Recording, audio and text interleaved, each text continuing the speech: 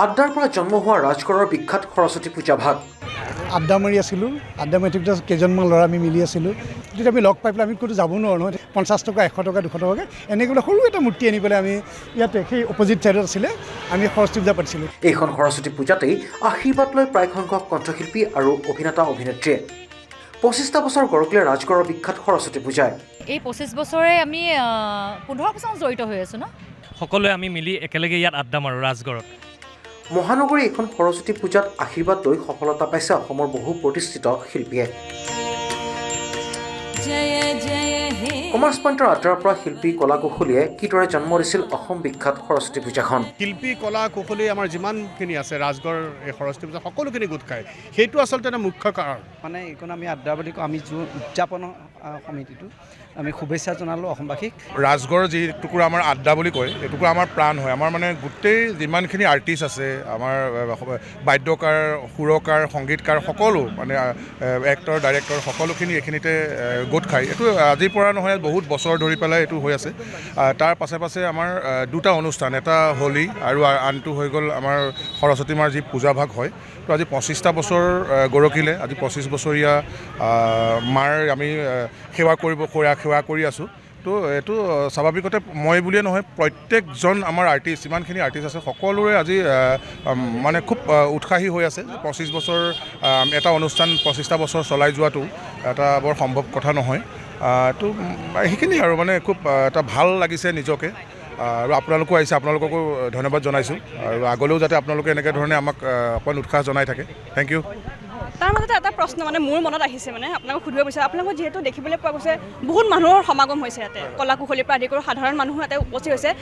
যাতায়াতৰ ক্ষেত্ৰত কিছু অসুবিধাৰ সন্মুখীন হৈছে নেকি আপোনালোকে এই ক্ষেত্ৰত? মই আপোনালোক দুয়োজনকে হয়তো কথা এই প্ৰশ্নটো সুধিব বিচাৰিছোঁ। আপোনালোক যিহেতু ওতঃপ্ৰোতভাৱে জড়িত হৈছে অনুষ্ঠানটোৰ লগত, যিহেতু দেখিবলৈ পোৱা গৈছে বহু লোকৰ সমাগম হৈছে বৰ্তমান পুৱাৰ ভাগৰ পৰা, যিহেতু যাতায়াতৰ ক্ষেত্ৰত মানে কিছু অসুবিধাৰ সন্মুখীন হৈছে নেকি আপোনাৰ? ইমান অসুবিধাৰ সন্মুখীন নহয়, তাৰমানে এইটো কাৰণে নহয়, যিহেতু ইয়াতে লিং ৰোড বহুত আছে আৰু এইফালে গৈ পেলাই এইটো এণ্ড, আমি একদম এণ্ডতে আছোঁ। তো ইমান বিশেষ অসুবিধা নহয় এই টুকুৰা ঠাইত। বা বাকী ঠাইততো গোটেই গুৱাহাটীতো সৰস্বতী পূজা বুলি ক'লে যাতায়াতৰ সমস্যা এটা হয়। তো সেই তাৰ তুলনাত এইখিনিত ইমান ধৰণৰ তেনেকুৱা সমস্যা নহয়, কাৰণ কিয় ইফালেও লিং ৰোড আছে, ইফালেও লিং ৰোড আছে। তো সেইকাৰণে ইমান আৰু এটা কথা, তাৰমানে লিংক ৰোড আছে যদিও আমাৰ মানে ভাল বস্তু পাবলৈ হ'লে অকণমান কষ্ট কৰিবই লাগিব।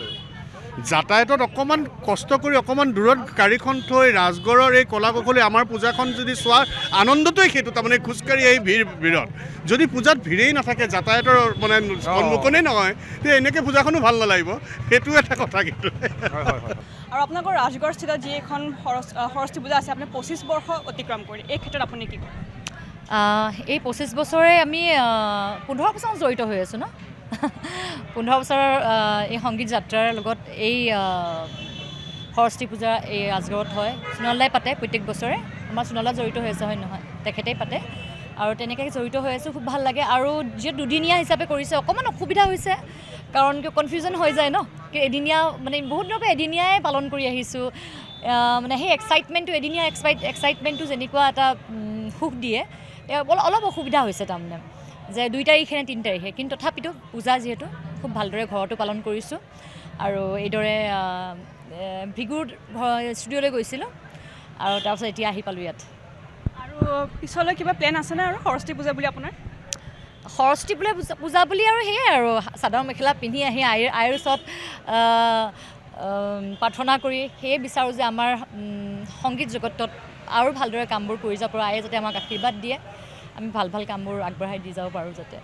আচলতে এইটো আমাৰ ৰাজগড়স্থিত এটা আড্ডা, আৰু এই আড্ডাটো বহু পুৰণি আৰু মই জড়িত হৈ আছোঁ এই আড্ডাৰ লগত। আৰু যিহেতু ইয়াতে শিল্পী, কলা কুশলী, সাহিত্যিক সকলোখিনি, আমাৰ যিখিনি কেমেৰা পাৰ্চনৰ পৰা আদি কৰি মিডিয়াৰ যিমানখিনি, সকলোৱে আমি মিলি একেলগে ইয়াত আড্ডা মাৰোঁ ৰাজগড়ত। এইটো এটা ইনফৰ্মেল আড্ডা। গতিকে সেই আড্ডাৰ পৰা আমাৰ আজি যিটো বৰ্ষ অতিক্ৰম কৰিলে 25 বছৰ বুলি কৈছে, সোণাল হাজৰিকা, সোণালদা আছে আৰু বিভিন্ন কলা কুশলীসকল আছে ইয়াত, আৰু সকলোৰে শিল্পীসকলৰ সমাগম ঘটে, বিৰাট ভাল লাগে।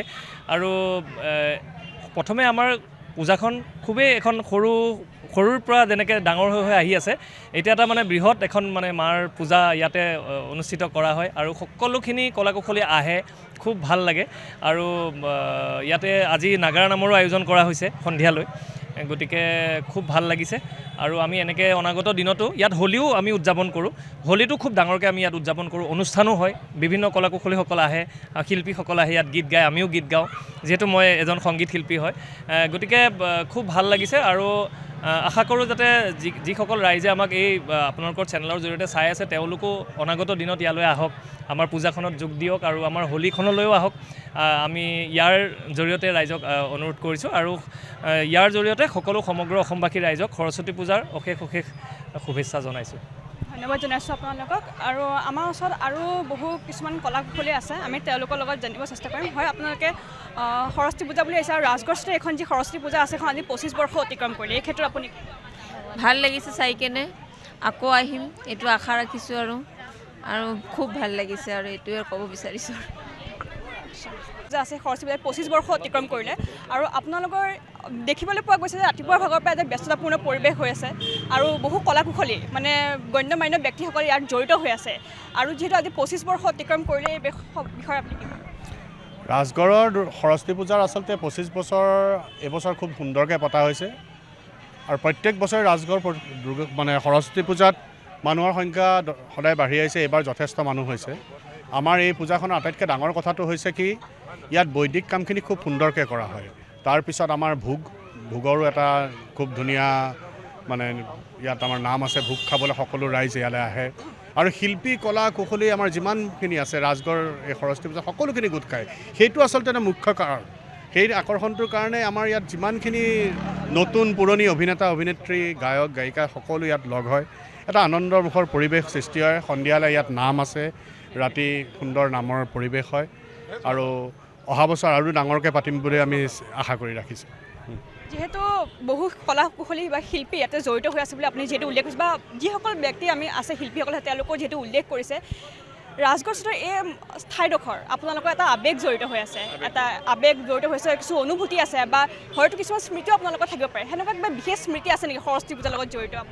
বিশেষ স্মৃতি আছে বুলি ক'লে এটা কথাই মনত খুব দুখ দিয়ে। তাৰমানে ৰাজগড় এই পূজাখনত আমাৰ মৰমৰ বন্ধু পৱন বুলি ক'লে আমাৰ ইয়াত সকলোৱে জানে। পৱনে আমি যথেষ্ট উৎসাহিত ল'ৰা আছিল, এই পূজাখনৰ লগত জড়িত হৈ আছিল। পৱন হঠাৎ আমাৰ মাজৰ পৰা আজি 2 বছৰ হ'ল নাইকিয়া হৈ গ'ল। পূজাত আমি সকলোৱে কৰ্মকৰ্তা হওক, শিল্পীসকলে হওক, সকলোৱে হওক, পৱনক আমি সদায় যথেষ্ট মিছ কৰোঁ। পৱনৰ য'তেই নাথাকক আজি পৱন তাৰ আত্মাৰ চিৰশান্তিৰ কামনা কৰিছোঁ। কেনেকুৱা মানে আমাৰ মানে খুব ভাল লগা দিন হয় সৰস্বতী পূজাটো। প্ৰতি বছৰৰ দৰে এইবাৰো আমি উলহ মালহেৰে পালন কৰিছোঁ আৰু চবতকৈ ভাল লগা কথাটো হ'ল যে এইবছৰ আমি 25 বছৰ আমি 25 বছৰত ভৰি দিছোঁ আৰু প্ৰতি বছৰে সুন্দৰকৈ মানে সমাপ্ত হৈছে। এইবাৰো ধুনীয়াকৈ হৈছে আৰু আপোনালোকৰ যোগেদিয়ে আমাৰ আড্ডাৰ তৰফৰ পৰা মানে এইখন আমি আড্ডা বুলি কওঁ, আমি উদযাপন সমিতিটো আমি শুভেচ্ছা জনালোঁ অসমবাসীক আৰু ভাল লাগে কেলৈ আমি চবেই চবকে লগ পাওঁ। সকলোৱে জানে, আপোনালোকেও গম পায় যে মেক্সিমাম আমাৰ কালচাৰ লাইনৰ মানুহে ইয়াত জড়িত হৈ থাকে। চবেই চবকে ভাল পাওঁ, কথা পতাৰ এটা সুবিধা পাওঁ, সেইটোও এটা কাৰণ আকৌ সৰস্বতী পূজা এটা আড্ডা, এটা স্পেচিয়েল আড্ডাৰ দিনেই হয়গৈ আমাৰ সৰস্বতী পূজাৰ দিনটো আধ্যাত্মিকতাৰ লগতে।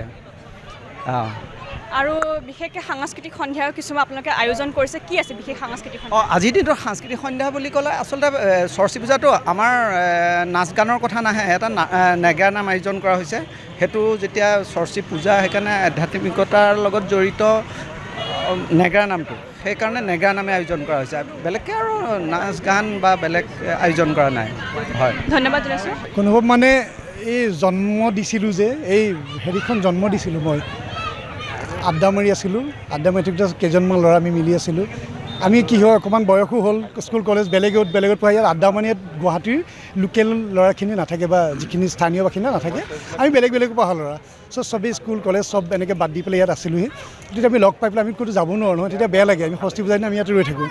আমাৰ সকলো ধৰণৰ মানুহ থাকে, মিডিয়া লাইনৰ মানুহ আছিলে, আমাৰ ফিল্ম জগতৰ যিখিনি মানুহ আছিলে সকলোখিনি মানে মিলি আমি ইয়াতে বহি থাকোঁ। তাৰপৰা ভাবিলোঁ এটা কাম কৰোঁ, অহা বছৰৰ পৰা আমি নিজেই নাপাতো কেলৈ। তেতিয়া ক্ষুদ্ৰ অলপ নিজে মানে উঠাই পেলাই 50 টকা 100 টকা 200 টকাকৈ এনেকৈ সৰু এটা মূৰ্তি আনি পেলাই আমি ইয়াতে সেই অপজিট ছাইডত আছিলে আমি সৰস্বতী পূজা পাতিছিলোঁ। তেতিয়া আমি খোৱাও নাছিলোঁ, খুৱাবলৈ মানে আমাৰ আৰ্থিকভাৱে দুৰ্বল আছিলোঁ।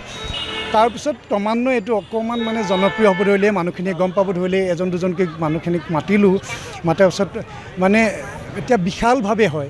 আগত য'ত ধৰক 200 মানুহ খুৱাইছিলোঁ আজি প্ৰায় 10 বছৰৰ আগত, এতিয়া হয়তো 3000 মানুহক একেলগে খোৱাব পৰা। আৰু এইটো আমি তেনেকৈ কালেকশ্যন বেলেগৰ পৰা নকৰোঁ, আমি যিখিনি আমি ইয়াতে জড়িত হৈ থাকোঁ সেইখিনিয়ে মানে আমি সংগ্ৰহ কৰোঁ নিজে নিজে। কোনোবাই পেণ্ডেল দিলে, কোনোবাই মোক প্ৰতিমা দিলে, কোনোবাই প্ৰসাদ দিলে, এনেকৈ হয় ৰাজগড়টো।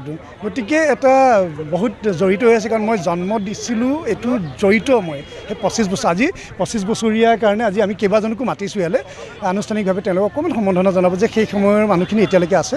আৰু এটা নেগা পাৰ্টিও আহিব।